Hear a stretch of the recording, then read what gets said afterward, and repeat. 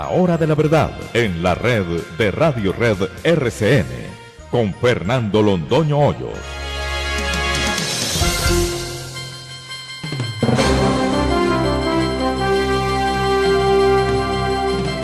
Muy buenos días, son las 6 de la mañana de este martes 14 de septiembre de 2021. Sean bienvenidos a la hora de la verdad. Con el doctor Fernando Londoño Hoyos les saluda Demar Córdoba, que con nuestro equipo de trabajo vamos a analizar las noticias de Colombia y el mundo.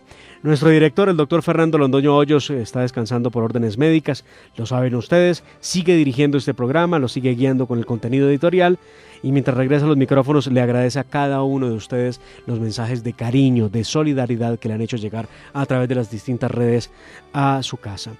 Hoy nuestra agenda informativa empezará con Luis Pérez Gutiérrez, el exalcalde de Medellín y exgobernador de Antioquia, quien en las últimas horas sorprendió a la opinión pública nacional con la publicación de una carta dirigida al expresidente César Gaviria, jefe único del Partido Liberal, donde reveló que el secretario de esa colectividad le afirmó que el candidato de los liberales es Alejandro Gaviria, exministro de Juan Manuel Santos, el rector de la Universidad de los Andes, que está afirmando que buscará firmas para su candidatura, pero que ahora se sorprende el país político por cuenta de esta afirmación de Luis Pérez Gutiérrez, quien ha dicho, me afirman desde el partido que el candidato de los liberales o del Partido Liberal es Alejandro Gaviria. Vamos a ver qué ocurre, tendremos conversación con él sobre las 6:30 de la mañana.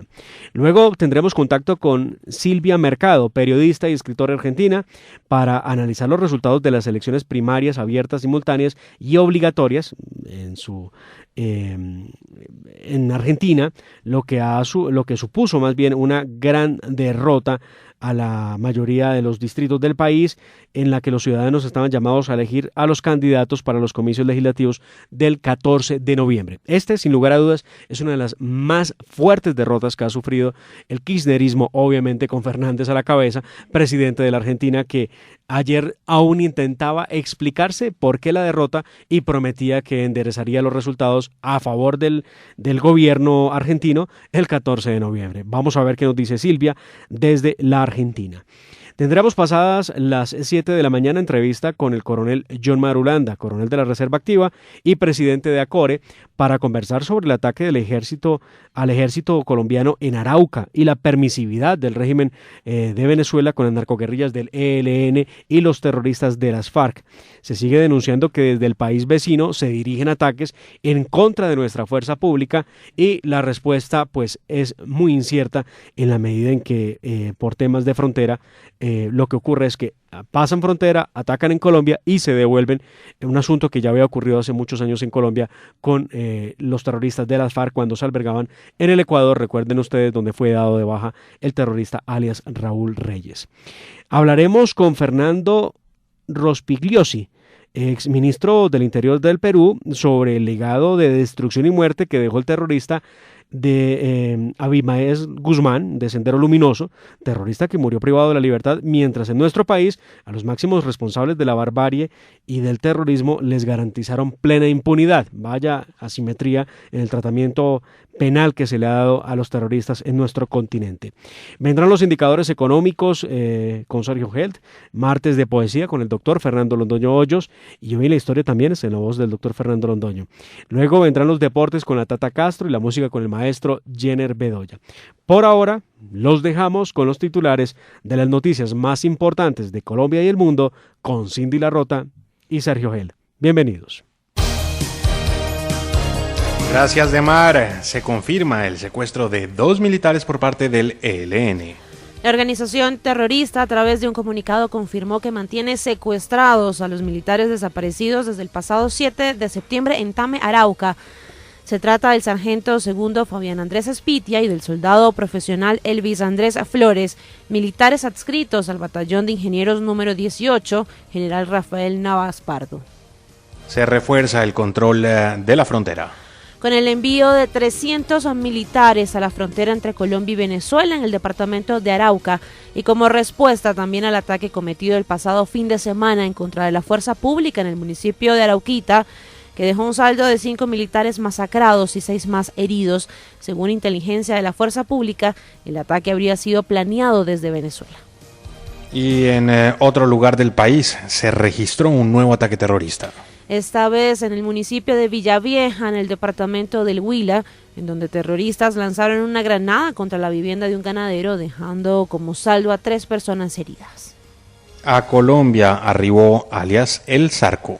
Anoche, en un vuelo procedente de Madrid, España, Luis John Castro Ramírez, alias El Zarco, miembro del ELN, y quien se fugó de una cárcel en el año 2010. Además de pertenecer al ELN, alias El Zarco, confesó haber participado en homicidios de personas que fueron presentadas por la fuerza pública como bajas en combate. Ordenan el embargo de centros poblados. Los bienes de la Unión Temporal fueron embargados por orden del Tribunal Administrativo de Cundinamarca en medio del escándalo por el contrato de más de 1 billón de pesos adjudicado a esa Unión Temporal, que presuntamente utilizó documentos falsos para hacerse el contrato, así como a un anticipo de 70.000 millones de pesos, del que las autoridades buscan establecer su paradero. Y en materia judicial, una gran cantidad de dinero del erario se ha salvado. Así lo ha revelado Camilo Gómez, el director de la Agencia Nacional de Defensa Jurídica del Estado, quien advirtió que se han salvado más de 12 billones de pesos en pleitos internacionales. A pesar de ello, las demandas contra Colombia alcanzan un valor de 410.9 billones de pesos, casi 10 billones más que la cifra con corte a diciembre de 2020. Y a propósito de temas fiscales, noticias de Sergio Fajardo. Sergio, porque el juez 29 penal del circuito de Bogotá ordenó la suspensión de los términos del proceso fiscal que adelanta la Contraloría General en su contra por su presunta responsabilidad en los daños patrimoniales ocasionados a propósito del proyecto Hidroituango. La UNP le responde a Gustavo Bolívar. Ante un señalamiento hecho por el senador de extrema izquierda en contra de la entidad del Estado, alegando que no se le había prestado la protección necesaria para sus desplazamientos a la costa atlántica.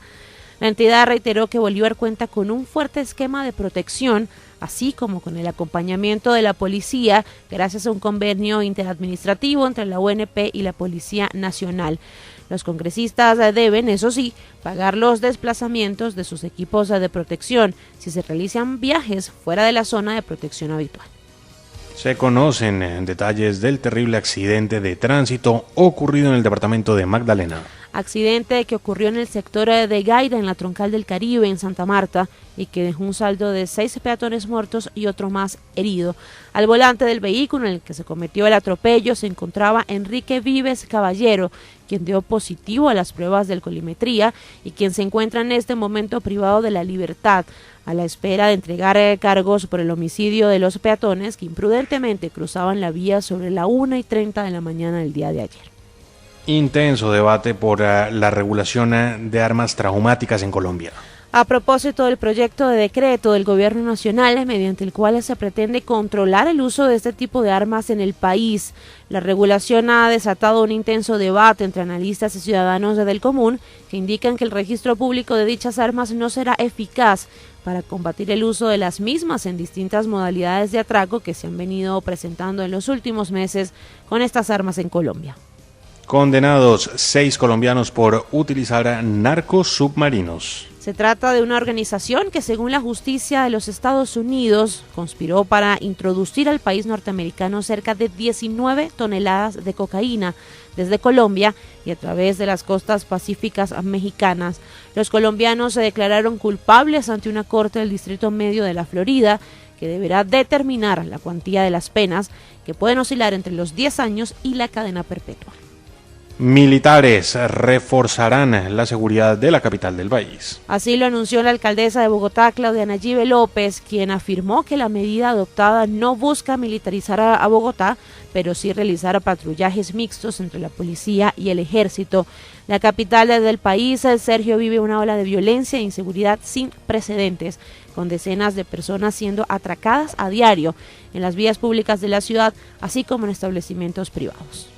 Y noticias relacionadas con la pandemia. que sigue contenida en Colombia, pero genera preocupación aún entre las autoridades sanitarias del país, que advierten que el cuarto pico de la pandemia de COVID-19 podría producirse a finales del mes de octubre. Ayer en Colombia se registraron 1.314 nuevos casos de esta enfermedad, así como 40 fallecidos a causa de la misma. En Estados Unidos es donde parece no estar contenida la pandemia. Y es que la cifra de nuevos contagios del día de ayer evidencian que el país norteamericano atraviesa por una difícil situación epidemiológica mientras hace frente a los movimientos antivacunas. En Estados Unidos se registraron ayer 109.432 nuevos casos y 815 fallecidos. En Moscú, el presidente Vladimir Putin va a aislamiento. Tras haberse detectado casos positivos de COVID-19 en su entorno. La noticia, Sergio, se da luego del encuentro sostenido entre el jefe de Estado ruso con el dictador de Siria, Bashar al-Assad, quien realizó una visita sorpresa al Kremlin. En Perú, quienes homenajeen al terrorista Abimael Guzmán pueden enfrentar penas de cárcel. Así lo ha advertido la Fiscalía del vecino país al manifestar que quienes realicen conmemoraciones o homenajes al fallecido líder terrorista de Sendero Luminoso pueden ser procesados por el delito de apología al terrorismo. Las autoridades del país aún no deciden cómo disponer del cadáver del terrorista responsable de decenas de miles de muertes en el Perú.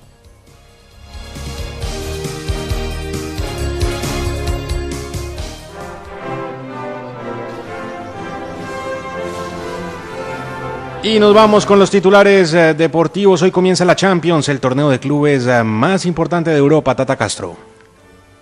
Sí, Sergio, una nueva temporada de la Liga de Campeones comienza hoy con los primeros partidos de la fase de grupos. El partido más llamativo se jugará en el Camp Nou, donde el Barcelona, ahora sin Messi, recibe al Bayern de Múnich. El encuentro se jugará a partir de las 2 de la tarde, hora de Colombia. Y a propósito, el Barcelona se quedó sin uno de sus principales patrocinadores. La empresa japonesa Rakuten, que firmó el contrato con el club azulgrana en 2020, ha decidido no renovar el acuerdo.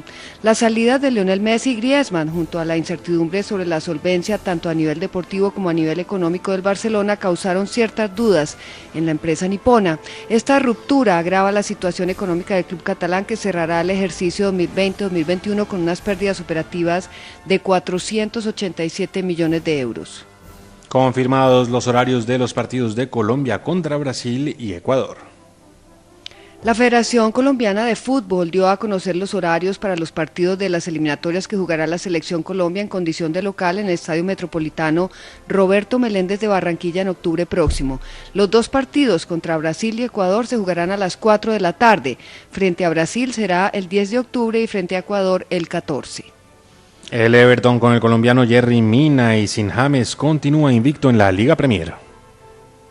El conjunto inglés ganó ayer lunes con remontada al Burnley 3-1 y sigue invicto en las primeras 4 jornadas de la presente temporada del torneo inglés, donde ocupan el cuarto lugar empatados en puntos con los 3 primeros, Manchester United, Chelsea y Liverpool. Noticias deportivas que seguiremos ampliando a lo largo de la mañana. Como siempre, invitamos a todos nuestros oyentes a sintonizarnos en sus dispositivos móviles a través de la aplicación TuneIn. Allí nos encuentran como La Hora de la Verdad. Y también pueden sintonizarnos cómodamente a través del Facebook Live o a través de YouTube o en nuestra página de internet www.lahoradelaverdad.com.co. Y nos enlazamos, conectamos y distribuimos esta señal sonora desde Radio Red de RCN. Ustedes pueden sintonizarnos en los diales 710 AM en Medellín, 1200 AM en Cali y 970 AM en Bogotá. Y también se enlaza con nosotros en Sincelejo, Radio Sabana de Sincelejo, a través de los 1370 AM. Estamos también en las plataformas de podcast, en las más populares de todas. Nuestros oyentes nos escuchan principalmente a través de Apple Podcasts y a través de Spotify. Allí pueden encontrar todo el contenido de nuestras emisiones, así como todas las entrevistas y todos los tramos de nuestros programas. Y no olviden que los oyentes son lo más importante de La Hora de la Verdad y con todos nos encanta estar en contacto. Además, hay muchas maneras de hacerlo. Nos pueden seguir en Twitter y enviarnos sus comentarios a nuestra cuenta @Hora de la Verdad. O también nos pueden seguir en Instagram en @La Hora de la Verdad Oficial y en Facebook, en donde siempre estamos pendientes de sus opiniones y sus comentarios. En Colombia son las 6 de la mañana, 15 minutos. Continuamos con las noticias, con las más importantes del momento.